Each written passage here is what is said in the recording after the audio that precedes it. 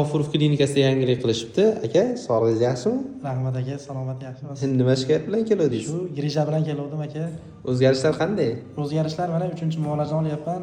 To'g'ri shu 50% ancha effektini sezdim aka. Qoyil. G'ayrat aka, shu texnologiya haqida qisqacha ma'lumot bersangiz. Xo'p, texnologiyani afzallik tomoni o'tka pog'onasini degenerativ destruktiv o'zgarishlarida o'tka pog'onani diskga bo'layotgan nagruzkani yengillatib berish, muskullarni to'liqishni bo'shatib berish, nervni ozod qilishdan iborat. Qaysi kasalliklarda bu texnikani ishlatsa bo'ladi?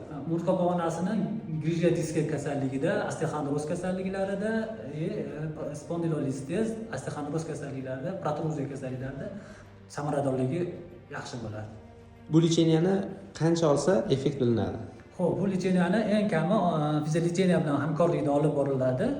6-7 kurs olsa, samaradorligi yaqqol ko'zga tashlanadi, seziladi bemorga. Zo'r, agar kimda mana shu kasalliklar bo'yicha yordam kerak bo'ladigan bo'lsa, biz klinika manzili va raqamlarini sizlarga berishimiz mumkin. Buning uchun kommentariyada plus belgisini qoldirishlaringiz o'zi kifoya.